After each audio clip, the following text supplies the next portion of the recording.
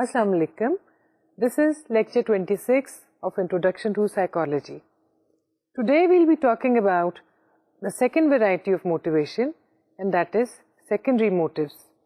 But before that, we'll have a look at what we did in the last lecture. In the last lecture, we talked about memory dysfunctions, definition of motivation, definition of primary and secondary motives, primary motives including hunger, thirst, fatigue and sleep, pain, bowel and bladder tension, air, temperature, warmth and cold. جیسا کہ ہم نے پچھلے lecture میں کہا تھا، motives یا motivation دو طرح کی ہو سکتی ہے، پرائمری اور سیکنڈری. پرائمری موٹیو سے مراد وہ موٹیوز ہیں جو بنیادی طور پر بایولوجیکل نیچر کے ہیں، انسان ان کے ساتھ پیدا ہوا ہے اور ان کو فلفل کرنا اور ان کی تسکین ہونا اس کے لیے بہت ضروری ہے، اور اس پر اس کا کچھ زیادہ اختیار نہیں ہے. مثلاً بھوک یا پیاس یا ہوا، اگر انسان چاہے بھی تو ان کے بغیر نہیں رہ سکتا. دوسری جانب سیکنڈری موٹیوز ہیں. آئیے ہم ایک دفعہ پھر دیکھتے ہیں کہ ایگزیکٹلی موٹیویشن سے ہم کیا مراد لیتے ہیں. Motivation is the driving force, need, instinct, drive, urge, cause or reason behind every action. Motives can be of two types: primary motives, secondary motives. Primary motives are primarily biological in nature and focus upon the fulfillment of bodily or physiological biological needs. But secondary motives are of a different nature. They are not biological or physiological, but they are psychological and social. Secondary motives are the learned motives, the psychosocial motives that are geared towards the satisfaction of psychosocial needs. They may include need for praise and reward and also need to work. یعنی secondary motive سے مراد وہ motives ہیں جو ان born نہیں ہیں، inherited نہیں ہیں، لیکن وہ لرنڈ موٹیوز ہیں، یعنی ہم انہیں سیکھتے ہیں.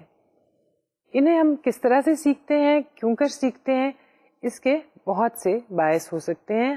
ہمارے ارد گرد کے لوگ، ہماری تربیت، ہماری تعلیم، ہمارے حالات، بہت سی ایسی چیزیں ہیں جو کہ ان موٹیویشنز اور ان موٹیوز کو بنانے اور بڑھانے کا باعث بنتے ہیں.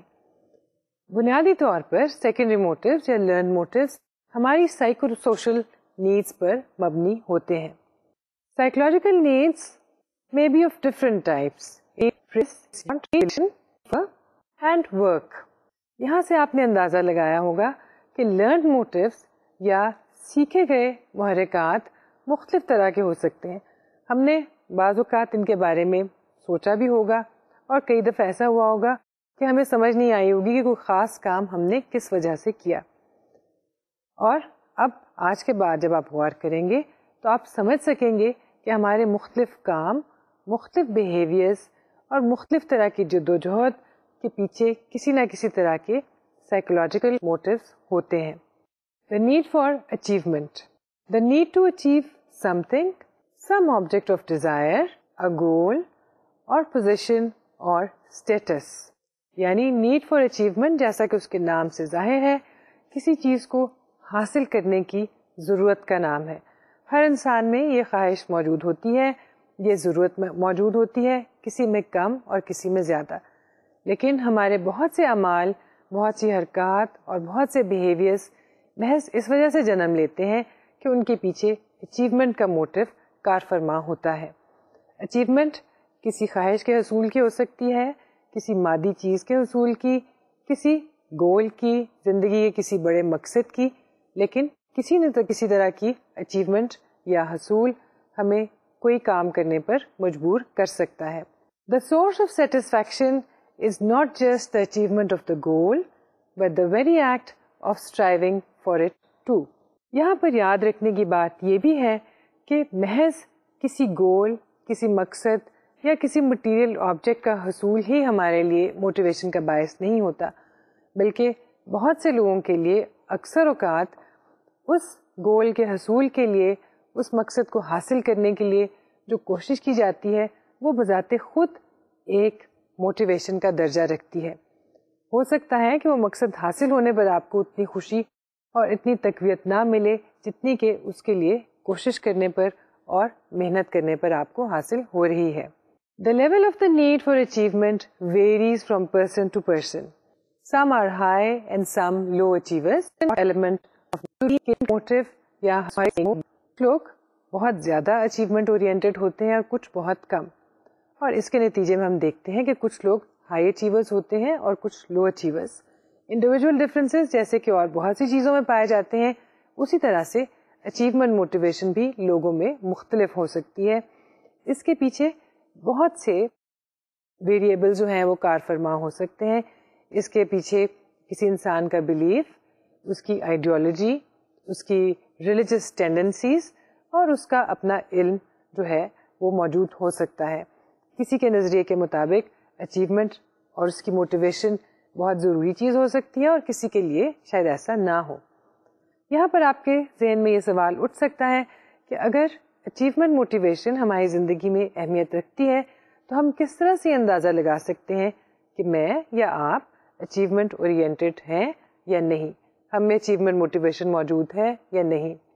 اس کی اسیسمنٹ کے لیے مختلف طریقے استعمال کیے جا سکتے ہیں جن میں ہم سائیکولوجیکل ٹیسٹ کا استعمال کرتے ہیں.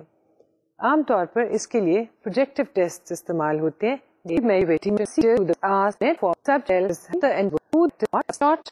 The subject describes the past, present and future along with the description of characters and their thinking and motivation.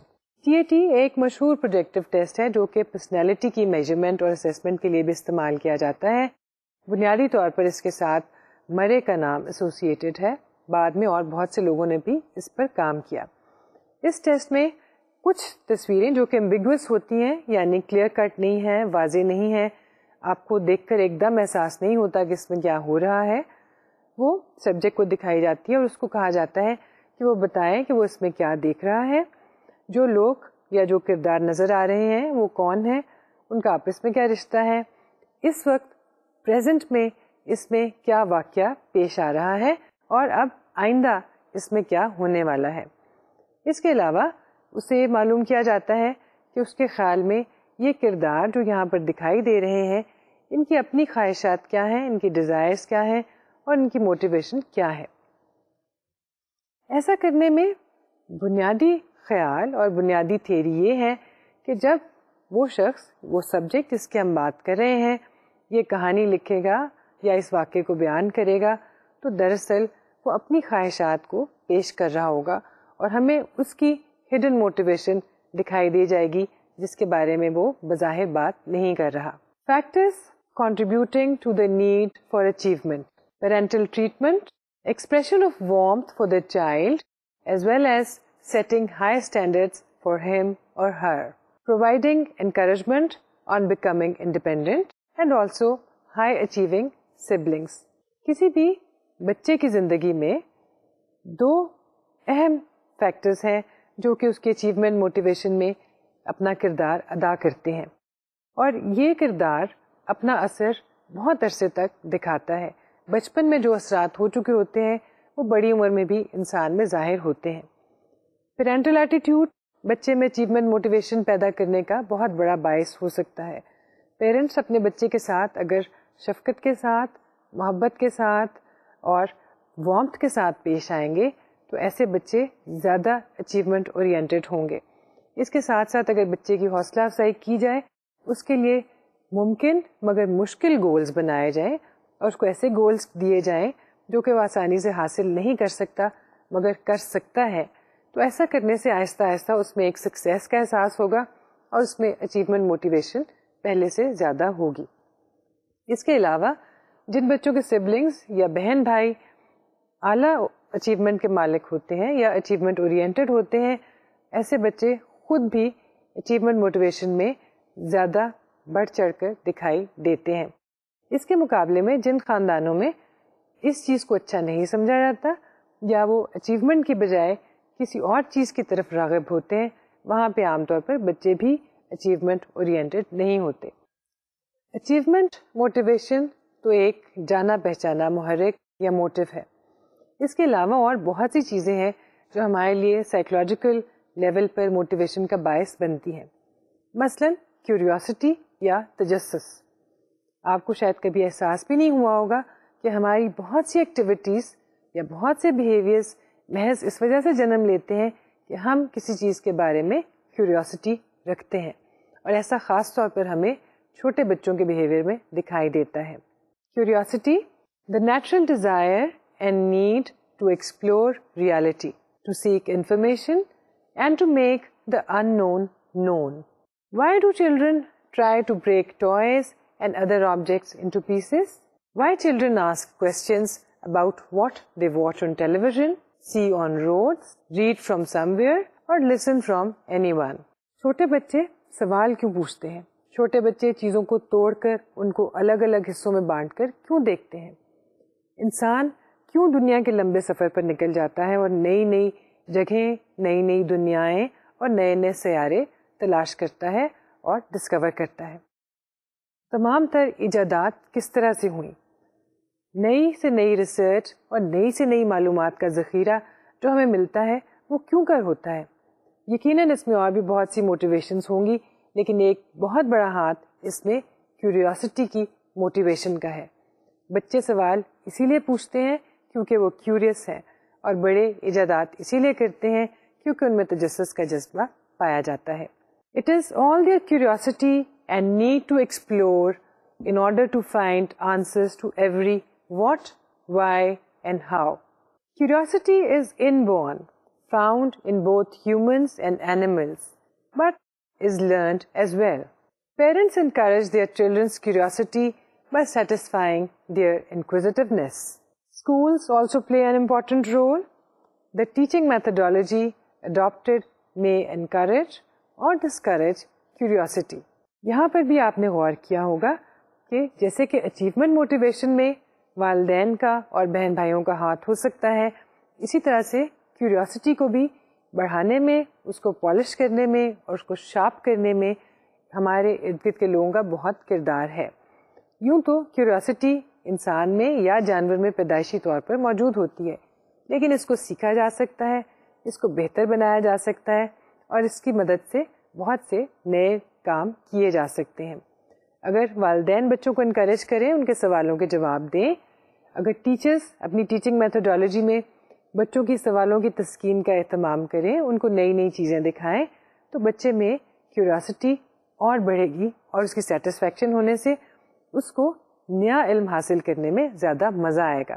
لیکن اگر بچہ کیوریس ہو اور ٹیچر اس کے سوال کا جواب دینا پسند نہیں کرے گا, تو ایسا بچہ اپنی کیوریوسٹی کا گلا آہستہ آہستہ گھونٹ دے گا اور آئندہ سوال پوچھنا چھوڑ دے گا. ہم نے یہ دیکھا کہ اچیومنٹ موٹیویشن ہو یا کیوریوسٹی, اس میں دوسرے لوگوں کی حوصلہ افزائی اور انکریجمنٹ بہت اہم کردار ادا کرتی ہے. آخر ایسا کیوں ہے؟ اس کی ایک بنیادی وجہ یہ ہے کہ حوصلہ افزائی, تعریف, توصیف, ریوارڈ, پریز اور اپریسیشن ایک اور اہم موٹو ہے, ایک اور اہم سیکنڈری یا learned motive. Need for praise, appreciation and reward. Praise is a powerful motive for everyone, especially for children and animals. Words and different acts and gestures serve as symbols of praise and reward. The presence and the attitude of someone we like also serves as a social reward for the learner. Appreciation and reward from parents and teachers determine the quality of learning to a great extent. So, تعریف اور پسندیدگی اور appreciation ایک اہم motto ہے, اور اس میں بھی والدین, ٹیچرز اور ہمارے ارد گرد کے لوگ اپنا اہم کردار ادا کر سکتے ہیں. اگر بچے کو بروقت تعریف کی جائے یا اس کو ریوارڈ کیا جائے کسی اچھے کام کے لیے, کسی ڈیزائربل چیز کے لیے, تو وہ اس چیز کو جلدی سیکھتا ہے اور آئندہ زیادہ خوشی کے ساتھ اور زیادہ ایفرٹ کے ساتھ کرتا ہے. نیڈ فار افیلیشن, یہ ایک اور اہم سیکنڈری موٹو ہے, یعنی یہ خواہش یا یہ ضرورت کہ ہم کسی اور کے ساتھ اٹیچڈ ہوں دوسرے لوگوں کے ساتھ موجود ہوں, دوسرے لوگ ہم سے محبت کر رہے ہوں اور ایک دوسرے کا احساس کیا جائے. Need for affiliation, urge and desire to develop a positive relationship with others, making friends and social contacts. Isolation is not preferred, in fact, avoided.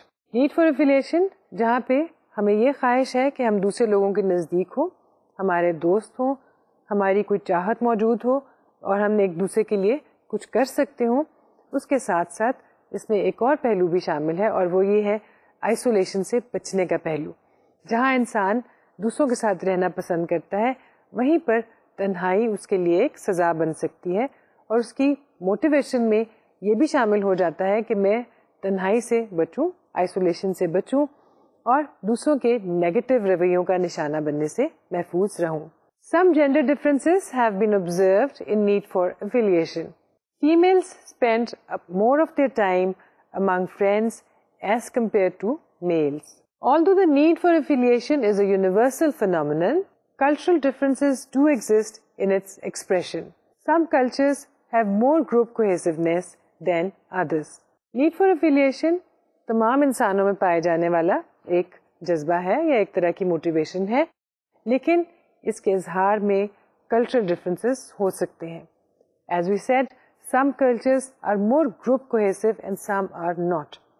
For example, in some cultures, holding hands or hugging people is a normal practice, but in some cultures it is not. یعنی جیسے ہمارے culture میں بھی اگر دیکھا جائے تو آپ ہر کسی سے, اپنے دوستوں سے شاید گلے مل کر ملاقات کرتے ہوں گے, اور اچھی طرح سے ہاتھ ملانا اور مضبوطی سے ہاتھ پکڑنا ایک اچھی چیز سمجھا جاتا ہے, جبکہ کچھ کلچرز میں ہر ایک کے ساتھ اس طرح سے ہاتھ نہیں ملایا جاتا, ہر ایک کے ساتھ بغل گیر نہیں ہوا جاتا. یعنی انسان افیلیشن کی ضرورت تو ہر جگہ پہ محسوس کرتا ہے, لیکن کلچرل پریکٹسز ایسی ہوتی ہیں کہ اس کو ایکسپریس کرنے کا طریقہ مختلف ہو سکتا ہے. نیڈ فار پاور, انسان کے لرن موٹیوز میں شاید سب سے طاقتور موٹیو پاور کا موٹیو ہے, یعنی طاقت کا محرک. مین, we mean mankind, we are talking about human beings, they need power. And power means the ability to exercise your will over others, making people do what you want them to do. Need for power, desire to influence, have hold over or rule others in order to be recognized as a powerful individual. People with a high need for power prefer professions that provide an opportunity to control and influence other people.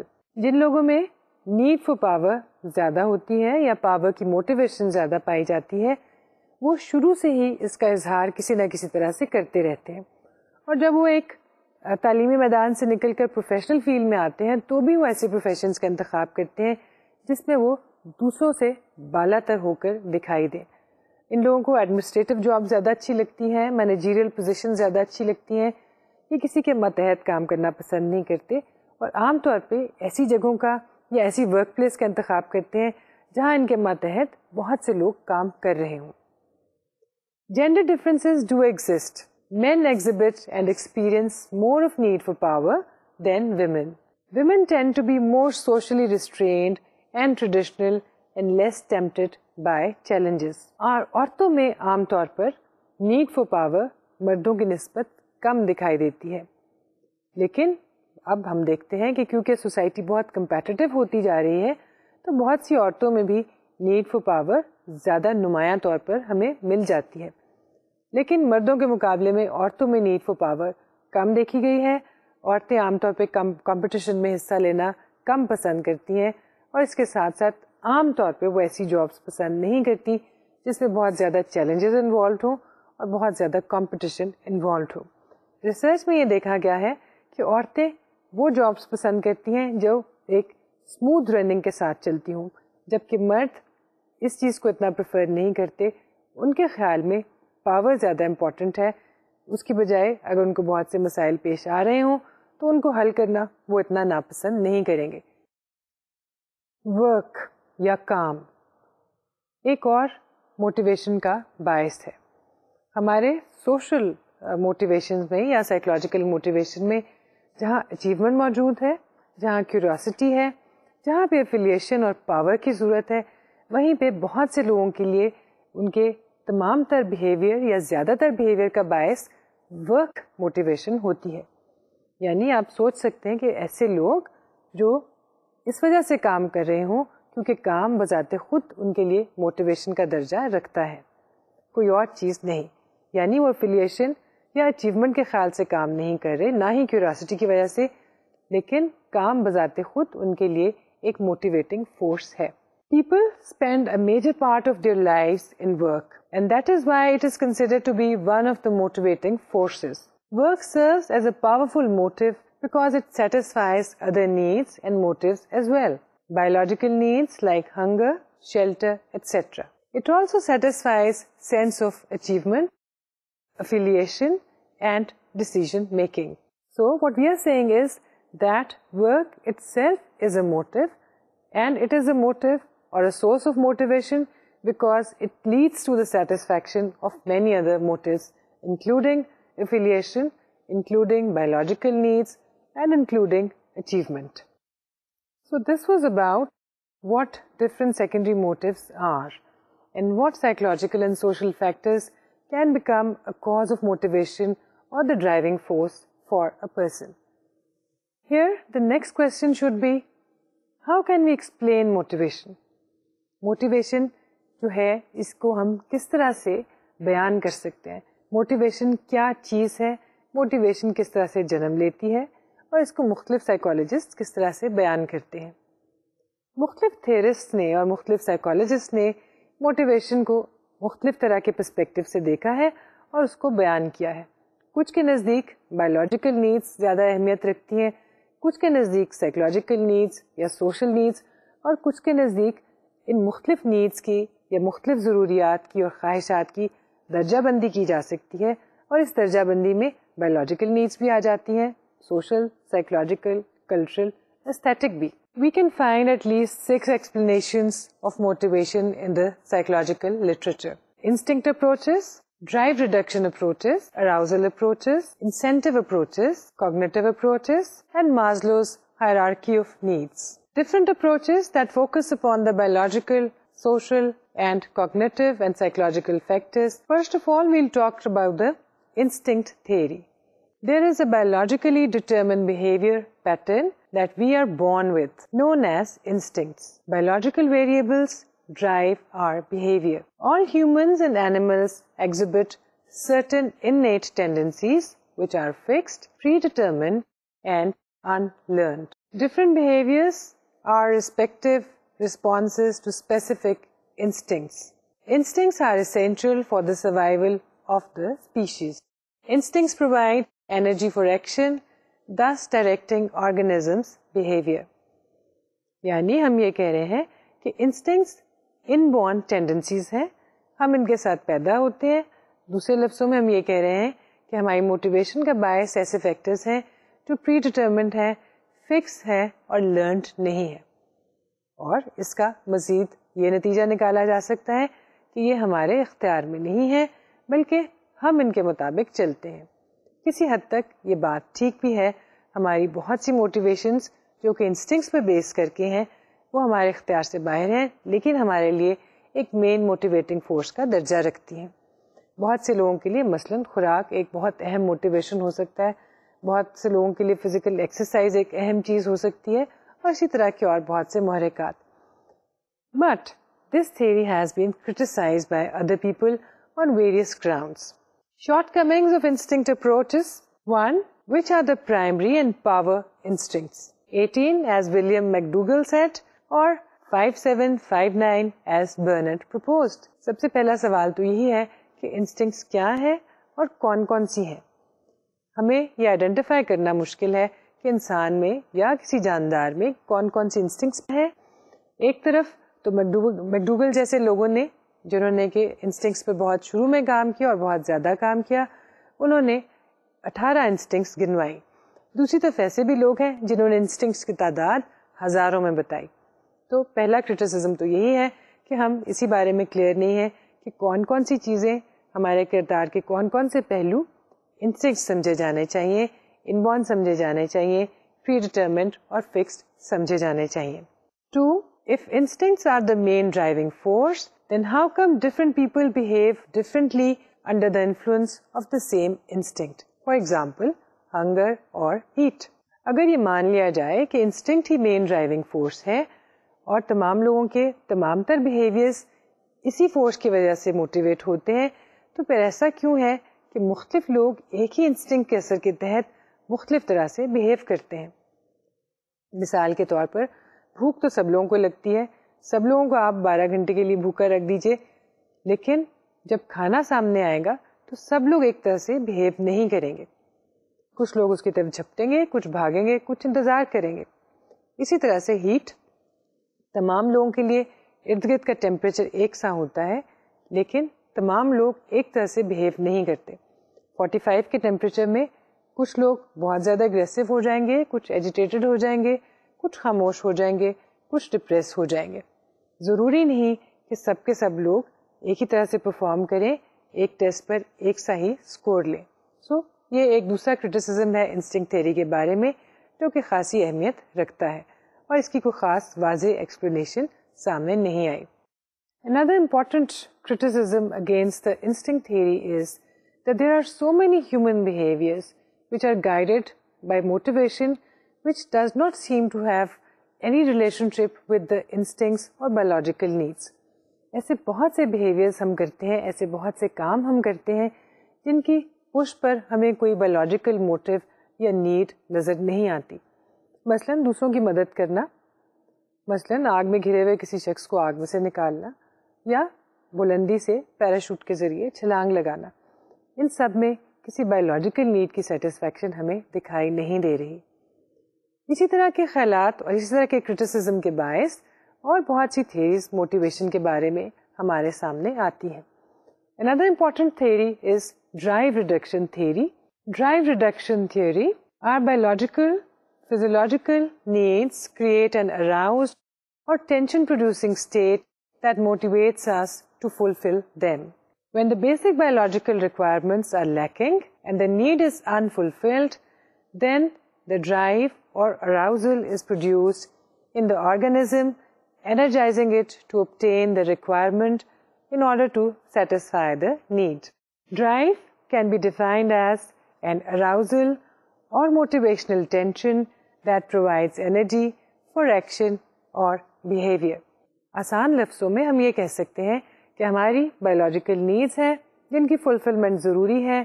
اگر وہ needs پوری نہیں ہوتی, انسان satisfied نہیں ہے, تو ایک طرح کا اراؤزل یا ٹینشن اس کی باڈی میں پیدا ہوتی ہے.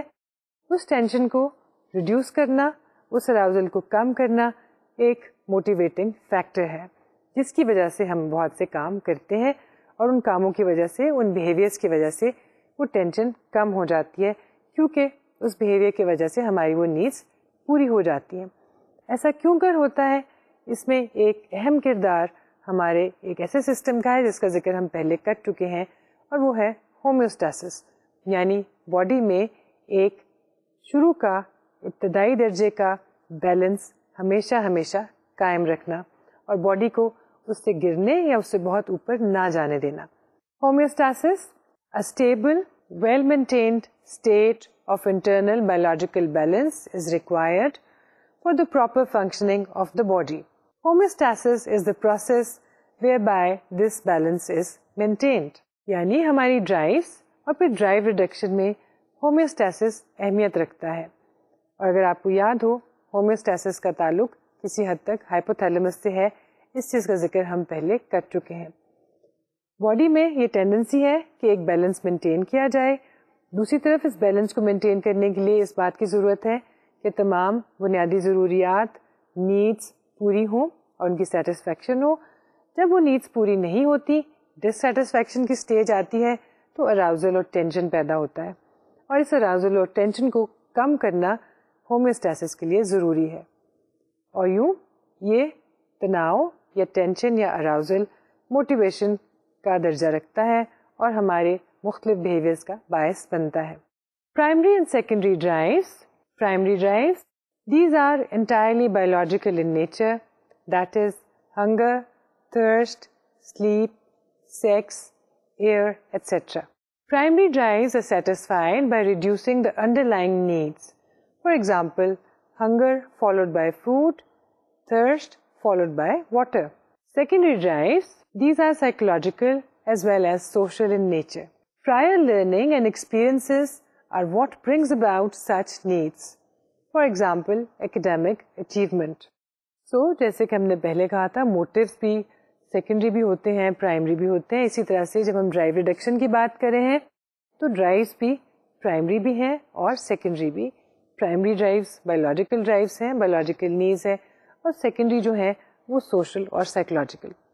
مقصد یہی ہے کہ ایک ڈرائیو ہے اور اس کی سیٹسفیکشن ایک خاص آبجیکٹ کے ذریعے, ایک خاص سورس کے ذریعے ہوتی ہے.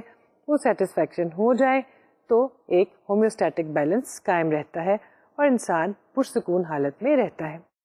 لیکن اس تھیوری کے اوپر بھی بہت سا کرٹیسزم کیا گیا, کیونکہ ہمیں بہت سی سچویشنز میں تو یہ تھیوری صحیح دکھائی دیتی ہے, لیکن بہت سی ایسی سچویشنز ہیں, بہت سے ایسے بیہیویئرز ہیں جن کو ہم اس تھیوری کی مدد سے واضح نہیں کر سکتے.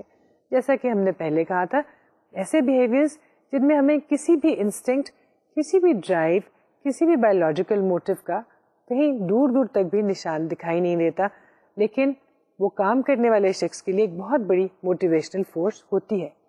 مثلا والنٹیئرز جو کام کرتے ہیں وہ کیوں کرتے ہیں, یا جو لوگ دور دراز کے علاقوں میں جا کر مصیبت میں مبتلا لوگوں کی مدد کرنے کے لیے چلے جاتے ہیں, یا ایسے لوگ جو اپنے ملک کی حفاظت کرتے ہوئے اپنی جان کی بھی پرواہ نہیں کرتے, کیا ان کی موٹیویشن کو ہم ڈرائیو ریڈکشن کے ذریعے ایکسپلین کر سکتے ہیں؟ شاید نہیں.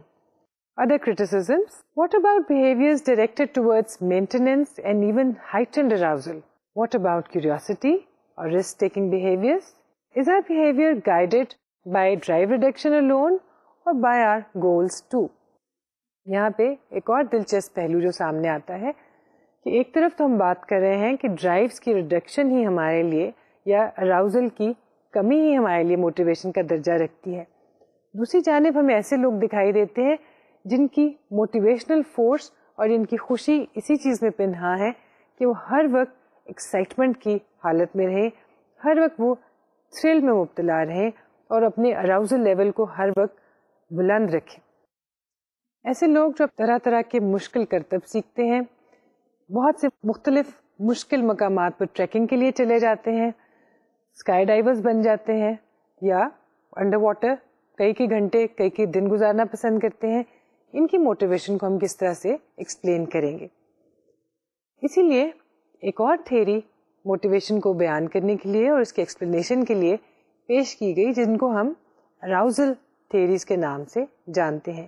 یعنی ایسی تھیوریز یا ایسی ایکسپلینیشن جس میں موٹیویشن کو اراؤزل کی ٹرمز میں بیان کرنے کی کوشش کی گئی. Arousal theory. A certain level of arousal and excitement is needed by our system. We try to maintain that level of stimulation and activity. The maintenance may require off and on reduction or increase in the existing level, depending upon the circumstances. When our arousal state becomes too high, it needs to come down for optimal functioning and vice versa. Too high a motivational arousal may affect performance negatively. It may produce anxiety and irritability in the organism. Similarly, too low and arousal may also have adverse effect. For example, performance of a person suffering from depression.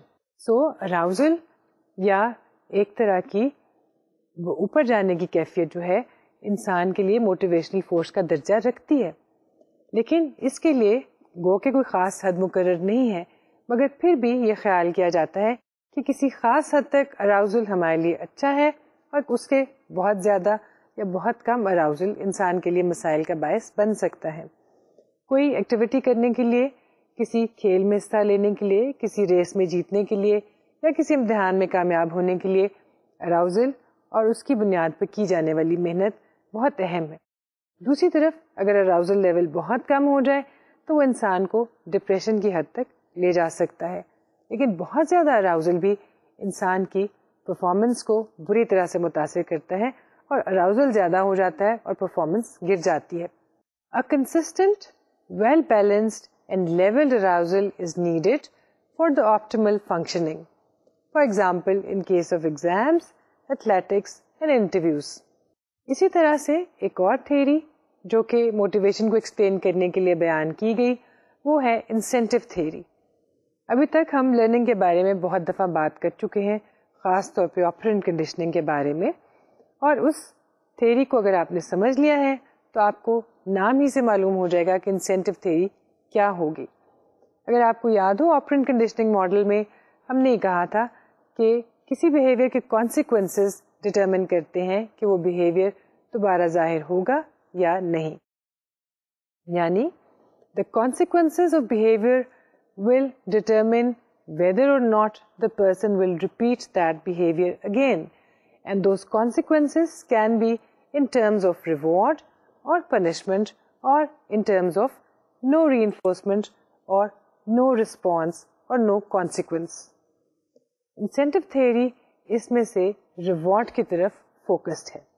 Motivational state of the organism is understood and explained in terms of positive or negative environmental stimuli.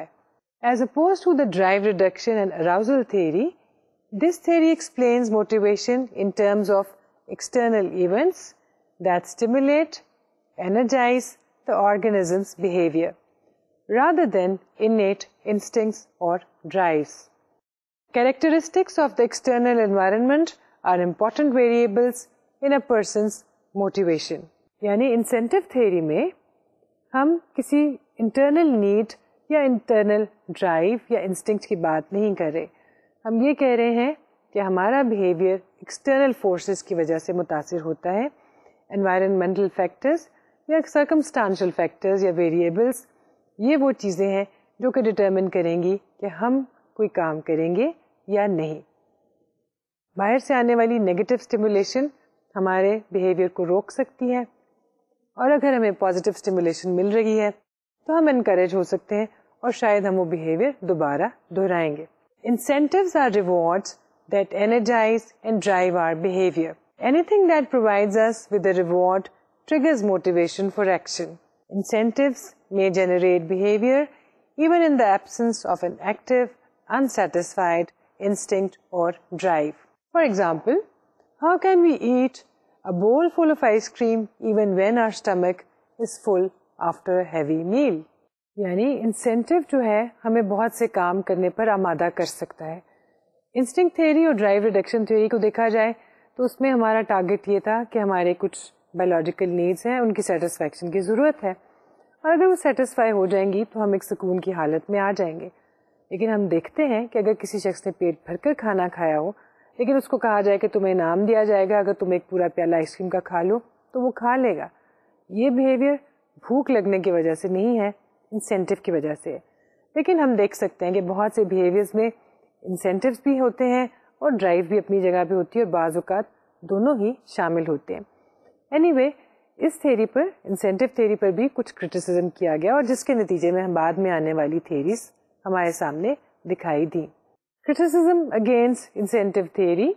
What about the motivational process when an individual tries to fulfill needs although there is no apparent incentive present? And what about behaviors when there is no apparent incentive available? In fact, threat is involved. دو اہم criticism ہیں. ایک تو یہ کہ وہ behaviors کیوں کر پیدا ہوتے ہیں جس میں کسی طرح کا incentive موجود نہیں, اور دوسرے یہ کہ وہ behaviors کس طرح سے ہمارے سامنے آتے ہیں یا ہم وہ کام کیوں کرتے ہیں اور کس طرح سے کرتے ہیں جن میں نہ صرف یہ کہ کوئی انسینٹیو نہیں ہے بلکہ خطرہ ہے. جیسا کہ ہم نے پہلے کہا, اسکائی ڈائیورز کو کیا مل رہا ہے, یا اپنی جان دوسروں کے لیے خطرے میں ڈالنے والے کو انسینٹیو نہیں مل رہا مگر شاید کسی اور چیز کی تسکین ہو رہی ہے. So this brings us to two more important theories of explaining motivation, cognitive theories, and then Abraham Maslow's theory that we have talked about earlier also. Cognitive theory of motivation, theories that give importance to the cognitive processes of the individual in explaining motivational process. Thoughts, feelings, expectations, understanding and evaluating all are important when explaining the motivation of the person. Expectancy value theory. Two types of cognitive processes underlie human behavior. One, expectation. The expectation, hope or anticipation that our behavior will help us attain a certain goal. And two, value. The perception, appraisal or understanding of the value of the goal to us. The level of expectation and the value attached to it together determine the level of motivation. In case of a high expectation along with high value, the motivation will also be higher. But if any of the two is weak or low, the corresponding motivation will also be low. یعنی دو چیزیں ہماری cognition میں، ہماری سوچ میں اور ہمارے احساس میں اہمیت رکھتی ہیں موٹیویشن کے حوالے سے، ایکسپیکٹیشن اور ویلیو. یعنی ہمیں کسی چیز سے، کسی بیہیویئر سے توقع کیا ہے اور ہمارے لیے وہ کتنی اہمیت رکھتی ہے. اگر ہماری ایکسپیکٹیشنز ہائی ہوں گی اور وہ چیز ہمارے لیے ویلیو بھی رکھتی ہے تو ہماری موٹیویشن زیادہ ہوگی. اگر ایکسپیکٹیشن کم ہے، ویلیو ہے، تو بھی شاید ہم اتنے شد و مت کے ساتھ اس کے لیے کام نہ کریں. لیکن دونوں چیزیں ہائی ہونے کی صورت میں ہائی لیول آف ایکٹیویٹی اور بیہیویئر دکھائی دے گا، جبکہ دونوں اگر لو ہوں گی تو شاید کوئی پرفارمنس بھی دکھائی نہ دے. Intrinsic and extrinsic motivation. Cognitive theories also differentiate between intrinsic and extrinsic motivation. یعنی intrinsic motivation سے مراد ہے اندرونی طور پر پائی جانے والی موٹیویشن، یعنی ہماری خواہشات، ہمارے جذبات اور ہماری سوچ کی بنا پر جو چیزیں ہمیں انکریج کرتی ہیں کسی کام کے لیے، وہ انٹرنسک موٹیویشن ہے. اور ایکسٹرنسک جیسا کہ نام سے ظاہر ہے، ماحول سے ملنے والی اسٹیمولیشن کو، جیسے کہ ریوارڈ، پیسہ، اچھی جاب یا فیسلٹیز، یہ سب کی سب چیزیں ایکسٹرنسک موٹیویشن کا درجہ رکھتی ہیں. ہم نے موٹیویشن کی بہت سی تھیریز اور ایکسپلینیشن کی بات کی، اور یہاں پہ ہم اگر ایک تھیری کا ذکر نہ کریں تو شاید یہ ہمارا لیکچر نامکمل رہے گا، اور وہ ہے ماسلو کی تھیری آف موٹیویشن یا ماسلو کی ہائرارکی آف نیڈس. اگر آپ کو یاد ہو، جب ہم کوگنیٹو اور ہیومنسٹک اسکول آف تھاٹ کی بات کر رہے تھے بالکل ابتدائی لیکچرز میں، تو اس وقت ہم نے ماسلو کی تھیری کا ذکر کیا تھا. موٹیویشن کی ایکسپلینیشنز میں جس قدر اہمیت اس تھیری کو حاصل ہے شاید کسی اور تھیری کو نہیں. لیکن اس سے پہلے یہ کہتے جائیں کہ ہماری اس بات کا مطلب یہ نہیں ہے کہ کوئی ایک تھیری بالکل غلط ہے یا کوئی ایک تھیری بالکل اچھی ہے. تمام کی تمام تھیریز اپنی اپلیکیشن رکھتی ہیں ہماری روزمرہ کی زندگی میں، اور ہم یہ دیکھتے ہیں کہ کچھ بیہیویئرز میں ہمیں انسٹنکٹس کا پہلو نظر آتا ہے، کچھ میں ڈرائیو ریڈکشن کا، کچھ میں اراؤزل کا، اور کچھ میں cognitive. Abraham Herald Maslow, American psychologist and leading exponent of humanistic approach, he gave comprehensive theory of motivation. He found the prevalent psychology to be too pessimistic and negatively oriented. Key points of Maslow's theory: psychology and the psychologist should look at the positive side of the human beings. There must be more to living than just being battered by a hostile environment or by depraved instincts, which may actually be leading to self-destruction. People's needs are not low level and base. We have positive needs that may become neutral in the worst cases, but will not turn negative or base. Human behavior does respond to needs, but we will be wrong in saying that all our needs are only physiological in nature. Needs motivate human action. Such needs are very few number. مازلو کے خیال میں انسان کا behaviour need سے determine ہوتا ہے، لیکن یہ تمام کی تمام تر نیڈس بایولوجیکل نہیں ہے. انسان ایک بیسر لیول کا کوئی جانور نہیں ہے جو صرف بایولوجیکل نیڈس کے اوپر اپنا گزارا کرتا ہو اور اس کا تمام تر بیہیویئر یہی نیڈس ڈٹرمن کرتی ہوں.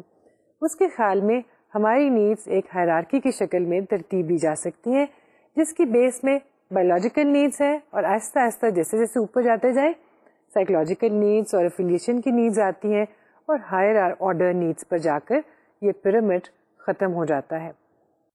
Maslow's hierarchy of needs, it's a basically stage theory. The needs at one level have to be met in order for one to move on to higher order. Self-actualization is the most advanced human need, based on the desire to grow and utilize one's potential up to the optimal level. At the base of the hierarchy are the physiological needs, then safety needs, love and belongingness needs, esteem needs, and self-actualization needs. There can be meta needs and deficiency needs.